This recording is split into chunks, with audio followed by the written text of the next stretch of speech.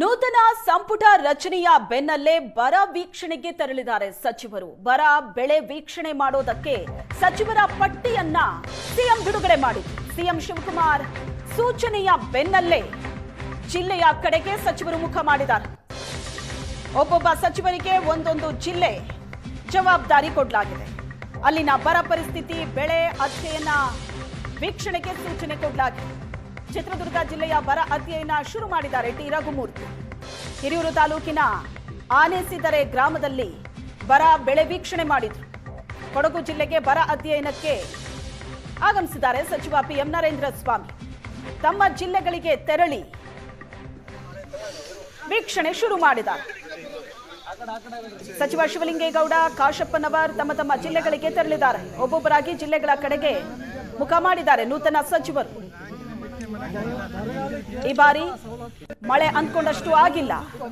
ಕೆಲವು ಕಡೆ ಬರ, ಮತ್ತೆ ಕೆಲವು ಕಡೆ ಅತಿವೃಷ್ಟಿ ಕೂಡ ಆಗಿದೆ. ಹಾಸನ, ಚಿತ್ರದುರ್ಗ ದೃಶ್ಯ ನೋಡ್ತಾ ಇದ್ರಿ. ಚಿತ್ರದುರ್ಗದಲ್ಲಿ ಟಿ ರಘುಮೂರ್ತಿ ಬರ ಅಧ್ಯಯನವನ್ನ ಶುರು ಮಾಡಿದ್ರು. ತಮ್ಮ ತಮ್ಮ ಜಿಲ್ಲೆಗಳತ್ತ ಮುಖ ಮಾಡಿದ್ದಾರೆ ಸಚಿವರು. ತಮಗೆ ಕೊಟ್ಟಂತಹ ಜವಾಬ್ದಾರಿಯನ್ನ ನಿರ್ವಹಿಸೋದಕ್ಕೆ ಜಿಲ್ಲೆಗಳತ್ತ ಮುಖ ಮಾಡಿದ್ದಾರೆ. ಬರ ಬೆಳೆ ವೀಕ್ಷಣೆ ಮಾಡೋದಕ್ಕೆ ಸಚಿವರ ಪಟ್ಟಿಯನ್ನ ಸಿಎಂ ಬಿಡುಗಡೆ ಮಾಡಿದ್ರು. ಸಿಎಂ ಡಿಕೆ ಶಿವಕುಮಾರ್ ಅವರ ಸೂಚನೆ ಬೆನ್ನಲ್ಲೇ ಅಖಾಡಕ್ಕಿಳಿದಿದ್ದಾರೆ ಸಚಿವರು.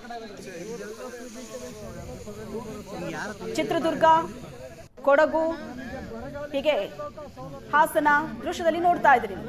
ತಮ್ಮ ತಮ್ಮ ಜಿಲ್ಲೆಗಳಿಗೆ ತೆರಳಿ ಬರ ವೀಕ್ಷಣೆ, ಬೆಳೆ ಅಧ್ಯಯನ ನಡೆಸ್ತಾ ಇದ್ದಾರೆ.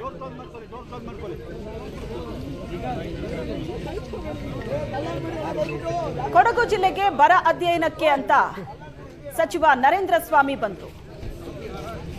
ಅಧಿಕಾರಿಗಳ ಜೊತೆ ಮಾತಾಡಿದ್ರು. ರೈತರಿಂದ ಸಮಸ್ಯೆಗಳೇನೇನಿದೆ ಅದನ್ನ ಆಲಿಸಿದ್ರು. ಜಿಲ್ಲೆಗಳಿಗೆ ಸಚಿವರು ಭೇಟಿ ಕೊಡ್ತಾ ಇದ್ದಾರೆ. ಒಬ್ಬೊಬ್ಬರಾಗಿ ಜಿಲ್ಲೆಗಳ ಕಡೆಗೆ ಮುಖ ಮಾಡ್ತಿದ್ದಾರೆ. ಹಲವು ಜಿಲ್ಲೆಗಳಲ್ಲಿ ಪರಿಸ್ಥಿತಿ ಹೇಗಿದೆ ಅಂತ ಅಂದ್ರೆ, ಮಳೆಗಾಲ ಮುಗಿತಾ ಬಂತು, ಆದ್ರೆ ಮಳೆ ಅಂತೂ ಬರೋ ಲಕ್ಷಣಗಳು ಕಾಣಿಸ್ತಾ ಇಲ್ಲ. ಹಾಗಾಗಿ ಬರಪೀಡಿತ ಜಿಲ್ಲೆ ಘೋಷಣೆ ಮಾಡಿ ಅಂತ ಹಲವು ರೈತರು ಒತ್ತಾಯ ಹಾಕ್ತಾ ಇದ್ದಾರೆ. ಹಲವು ಜಿಲ್ಲೆಗಳಿಂದ ಈ ಒತ್ತಡ ಕೇಳಿ ಬರ್ತಾ ಇದೆ. ಹಾಗಾಗಿ ಸಚಿವರಿಗೆ ಸಿಎಂ ಡಿಕೆ ಶಿವಕುಮಾರ್ ಜವಾಬ್ದಾರಿ ಕೊಟ್ಟಿದ್ದಾರೆ. ಜಿಲ್ಲೆಗಳಿಗೆ ತೆರಳಿ ಅಲ್ಲಿನ ಪರಿಸ್ಥಿತಿ ಹೇಗಿದೆ ಅದರ ಬಗ್ಗೆ ಅಧ್ಯಯನ ಮಾಡಿ ಅಂತ ತಮ್ಮ ತಮ್ಮ ಜಿಲ್ಲೆಗಳ ಕಡೆಗೆ ನೂತನ ಸಚಿವರು ಮುಖ ಮಾಡಿದ್ದಾರೆ. ಮಡಿಕೇರಿ, ಬಾಗಲಕೋಟೆ ದೃಶ್ಯ ನೋಡ್ತಾ ಇದೆ. ಮಡಿಕೇರಿಯಲ್ಲಿ ಸಚಿವ ನರೇಂದ್ರ ಸ್ವಾಮಿ, ಬಾಗಲಕೋಟೆಯಲ್ಲಿ ಸಚಿವ ಕಾಶಪ್ಪನವರ್ ಭೇಟಿ ನೀಡಿ ಬರ ಬೆಳೆ ವೀಕ್ಷಣೆ ಮಾಡಿದ್ರು. ಅಧಿಕಾರಿಗಳಿಂದ ಒಂದಷ್ಟು ಮಾಹಿತಿಯನ್ನ ಪಡೆದು